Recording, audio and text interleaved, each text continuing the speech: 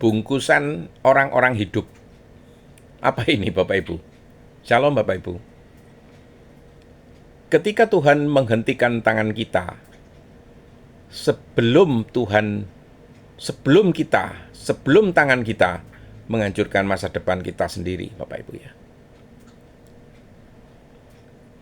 1 Samuel 25 ayat 29 mengatakan begini.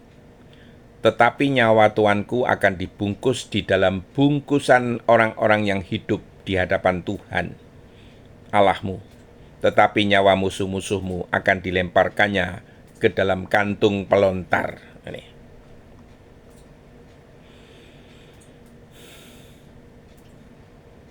Ada orang yang membuat kita itu ingin berdoa, tapi doanya beda. Bapak Ibu, ada orang yang kalau kita lihat, kita berkata, Tuhan berkati dia. Tapi ada juga orang yang kalau kita lihat, kita berkata, Tuhan kuatkan saya. Ada lagi satu tingkat yang lebih tinggi Bapak Ibu. Kita melihat orang yang menjengkelkan, lalu kita berkata, Tuhan ambil alih. Karena kalau saya yang ambil alih, saya takut akan masuk berita. Ini. Itulah Daud ketika berhadapan dengan Nabal. Daud sebenarnya sudah berbuat baik loh kepada Nabal. Ia dan orang-orangnya menjaga para gembala dan ternak Nabal di padang gurun. Mereka tidak merampas, mereka tidak mengganggu. Mereka menjadi semacam pagar perlindungan. Tetapi ketika Daud meminta sedikit makanan pada musim pesta pengguntingan bulu domba, Nabal menjawab dengan penghinaan.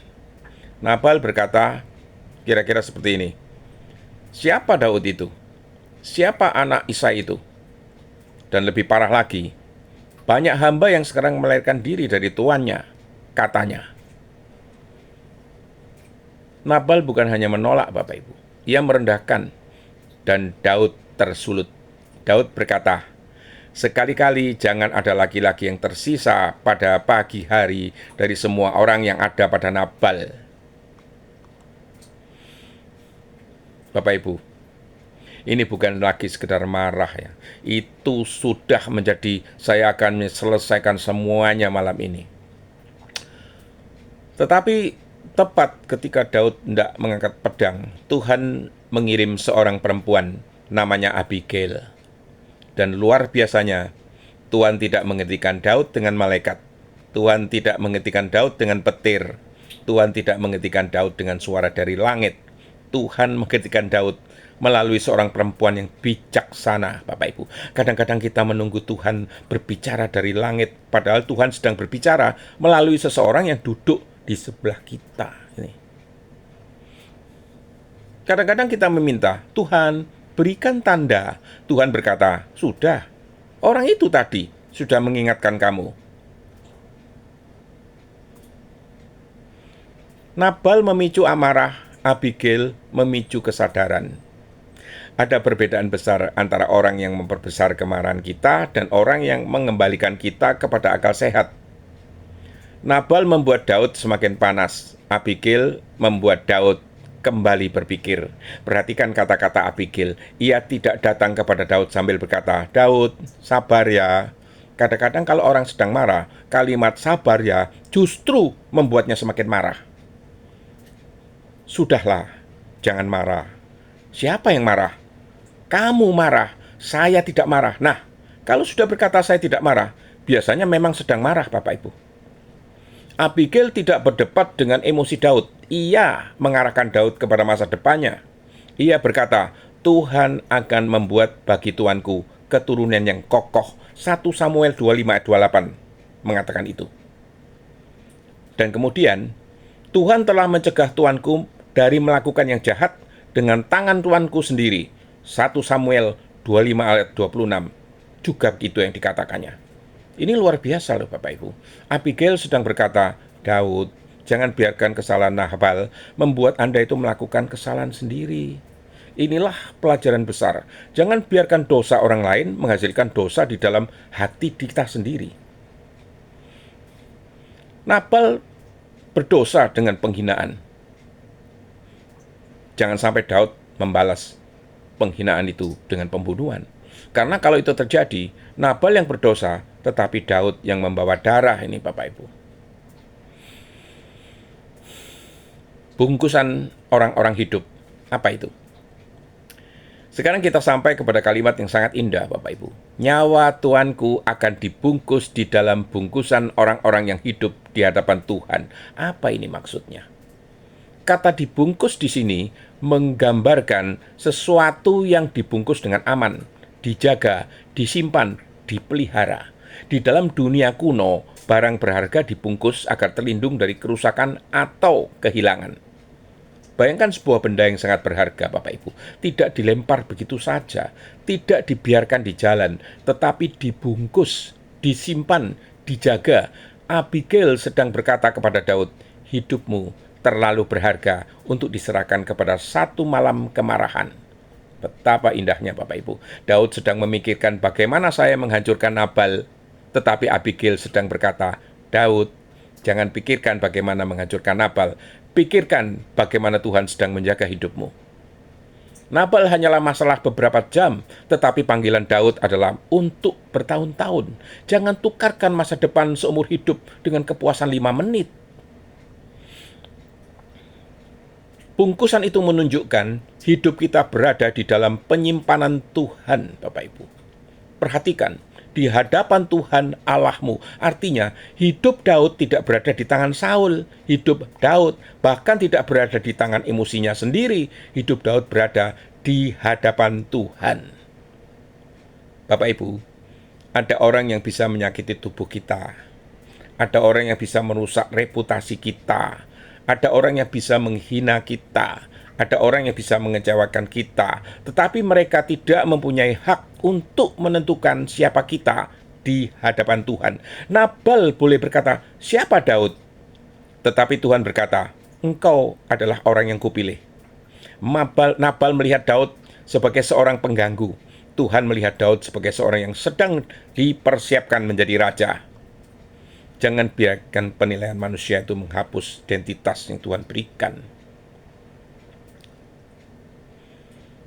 Abigail sebenarnya sedang menyelamatkan Daud dari dirinya sendiri.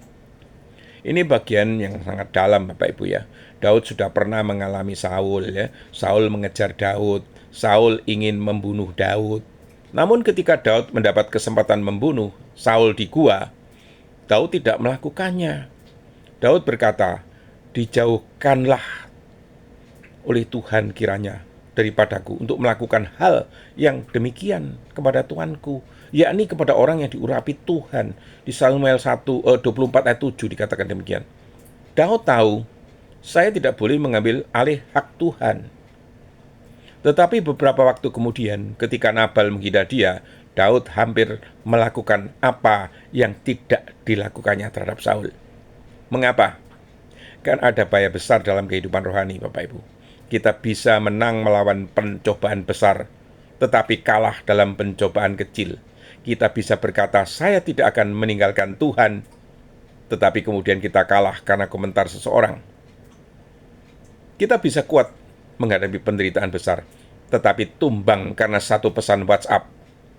Kita bisa berkata, Tuhan pakai hidup saya, tetapi satu orang membuat kita berkata, kalau dia muncul lagi, saya yang akan pakai hidup saya untuk menghajar dia. Bapak Ibu, kedewasaan rohani bukan hanya ketika kita mampu melakukan sesuatu. Kedewasaan rohani juga ketika kita mampu berkata, saya bisa membalas, tetapi saya memilih untuk tidak membalas. Mengapa amarah Daud akhirnya reda? Jawabannya sangat indah. Karena Abigail mengingatkan Daud bahwa, satu, Tuhan adalah hakim. Abigail berkata, biarlah Tuhan yang membalas musuh-musuh Tuanku. 1 Samuel 25 ayat 26.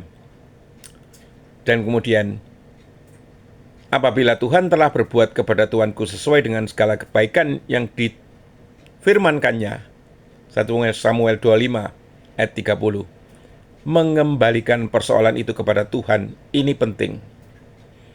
Karena kemarahan sering muncul ketika kita merasa Kalau saya tidak membela diri, siapa yang akan membela saya? Jawabannya, Tuhan. Kita tidak selalu harus menjadi jaksa, tidak selalu harus menjadi hakim, tidak selalu harus menjadi algojo. Kadang-kadang kita hanya perlu menjadi orang yang berkata, Tuhan, perkara ini saya serahkan kepadamu.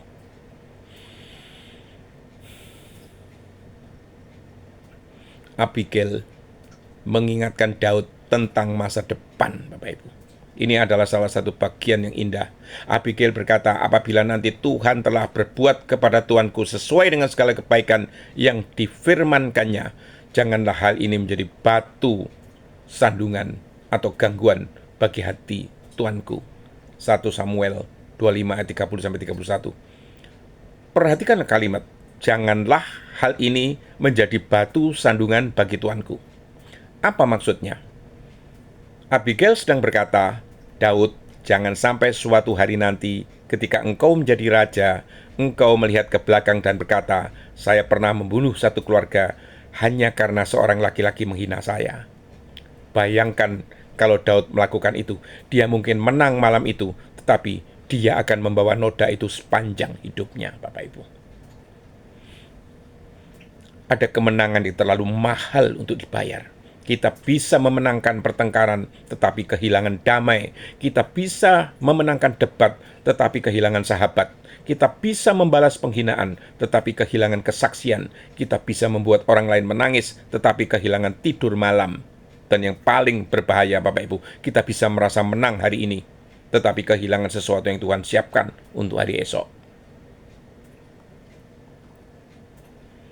Daud mendengarkan, dan itulah kebesaran, Bapak Ibu. Apa yang dilakukan Daud? Ia berkata, terpujilah Tuhan Allah Israel yang mengutus engkau menemui aku pada hari ini. Kemudian, terpujilah kebijaksanaanmu dan terpujilah engkau sendiri. 1 Samuel 25 ayat 32 dan 33. Ini luar biasa. Daud adalah calon raja, tetapi dia masih mau dikoreksi. Itulah kebesaran, Bapak Ibu. Orang kecil selalu merasa harus menang, tetapi orang besar masih mau berkata, benar, saya tadi salah. Daud berkata, kalau tidak segera engkau datang menemui aku, niscaya tidak ada seorang laki-laki pun yang tinggal hidup pada Nabal sampai pagi. Artinya, Abigail bukan hanya menyelamatkan Nabal, ia menyelamatkan Daud, bahkan mungkin lebih tepat, Abigail menyelamatkan masa depan Daud dari keputusan Daud pada malam itu.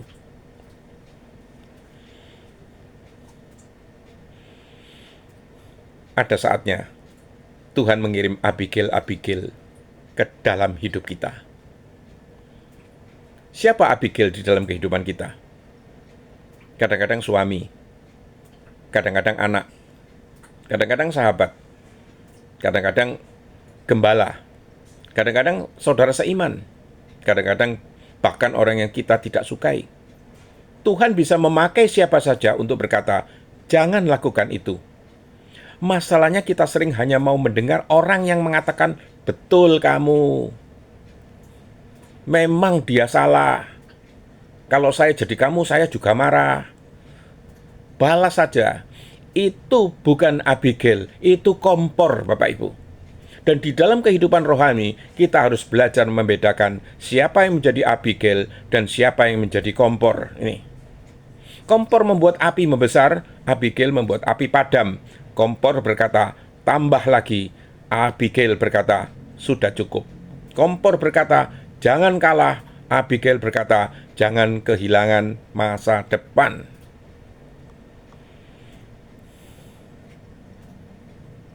Tuhan tidak selalu menghilangkan Nabal. Ada sesuatu yang sangat menarik di sini ya. Abigail tidak langsung membuat Nabal berubah, Bapak Ibu. Nabal tetap Nabal, bahkan kemudian Nabal mati karena Tuhan sendiri yang bertindak.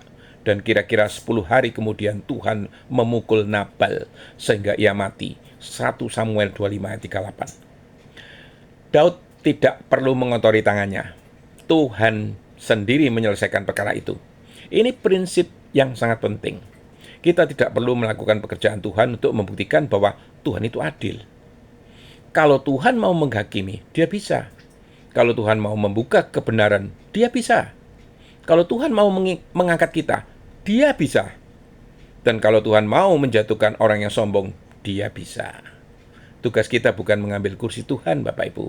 Tugas kita adalah tetap duduk di tempat yang Tuhan berikan kepada kita. Dibungkus. Berarti hidup kita ini terlalu berharga untuk diberikan kepada amarah, Bapak Ibu ya. Bayangkan hidup kita ini seperti sebuah hadiah yang dibungkus ya. Di dalamnya ada panggilan, keluarga, talenta, masa depan, kesaksian dan janji Tuhan. Lalu seseorang datang dan ia berkata sesuatu yang menyakitkan. Kemudian kita berkata, karena dia, saya akan menghancurkan semuanya. Tunggu. Jangan berikan kisah hidupmu kepada orang yang bahkan tidak tahu nilainya, Bapak Ibu. Nabal tidak tahu siapa Daud, tetapi Tuhan tahu. Nabal tidak tahu masa depan Daud, tetapi Tuhan tahu. Nabal hanya melihat seorang pelarian. Tuhan melihat seorang raja loh. Jangan menghancurkan apa yang Tuhan sedang bangun hanya karena seseorang itu tidak menghargainya. Ada pedang yang harus diturunkan. Daud sudah mengikat pedang di pinggangnya. Pasukan sudah berjalan. Kemarahan sudah menyalah, Bapak Ibu. Tetapi Abigail datang dan pedang itu akhirnya tidak jadi digunakan. Bapak Ibu, mungkin hari ini ada orang yang tidak sedang memegang pedang secara harfiah ya. Tetapi kita memiliki pedang di dalam bentuk lain. Kata-kata, status WhatsApp, komentar, telepon, email, posting media sosial, gosip, screenshot, atau kalimat, saya akan bongkar semuanya. Hati-hati, tidak semua yang benar harus kita katakan dengan cara yang melukai, Bapak Ibu. Tidak semua yang kita ketahui harus kita publikasikan. Tidak semua penghinaan harus kita jawab. Tidak semua perang harus kita masuki. Dan tidak semua pintu yang terbuka berarti Tuhan menyuruh kita masuk. Kadang-kadang pintu itu terbuka karena seseorang lupa menguncinya justru.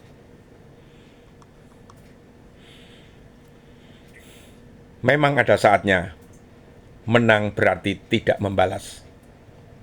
Dunia berkata, kalau dia memukul, pukul balik. Firman Tuhan berkata, janganlah kamu sendiri menuntut pembalasan. Roma 12 ayat 15. Mengapa? Karena kita menyerahkan pembalasan kepada Tuhan. Kita sedang berkata, Tuhan, Engkau lebih mampu menghakimi daripada saya. Dan itu bukan kelemahan, Bapak Ibu, itu iman. Orang tidak bisa mengendalikan diri berkata, saya harus membalas. Orang yang kuat berkata, saya bisa membalas, tetapi saya tidak akan melakukannya. Orang yang dewasa berkata, saya menyerahkan ini kepada Tuhan. Jangan mati di depan Nabal yang seharusnya itu hanya menjadi satu bab saja loh. Saya ingin menyatakan sesuatu ya. Ada nabal-nabal di dalam perjalanan hidup kita yang tidak layak menjadi tujuan akhir hidup kita. Mereka hanya sebuah bab, Bapak Ibu, tetapi jangan jadikan mereka seluruh buku. Ada penghinaan yang hanya berlangsung 1 hari. Jangan biarkan ia menentukan 10 tahun hidupmu kelak. Ada orang yang menyakiti kita 1 kali, jangan beri dia hak untuk menyakiti kita setiap hari hanya karena kita terus mengingatnya. Ada perkataan yang keluar dari mulut seseorang selama 5 detik. Jangan biarkan 5 detik itu tinggal di kepala kita untuk selama 50 tahun. Lepaskan, Bapak Ibu. Bukan karena dia benar, tetapi karena masa depan itu lebih berharga daripada penghinaan itu. Mungkin hari ini Tuhan sedang berkata, turunkan pedangmu. Mungkin ada yang sedang marah, mungkin ada yang luka lama, mungkin ada seseorang yang pernah mempermalukan kita, mungkin ada orang yang mengambil hak kita, mungkin ada orang yang tidak menghargai kebaikan kita. Dan hati kita berkata, suatu hari nanti saya akan membalas. Hari ini Tuhan mungkin berkata, anakku, turunkan pedangmu. Bukan karena mereka benar, tetapi karena aku punya masa depan untukmu. Aku punya panggilan untukmu.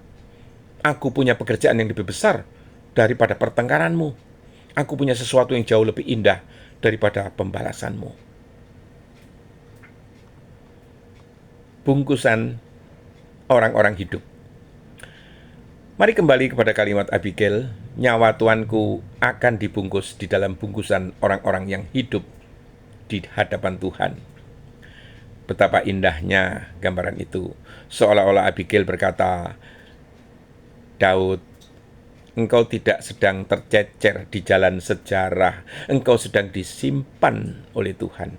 Jangan keluar dari tempat penyimpanan itu hanya karena seseorang membuatmu marah. Ada orang yang ingin melempar kita keluar dari ketenangan kita. Tetapi jangan. Ada orang yang ingin membuat kita kehilangan damai. Jangan.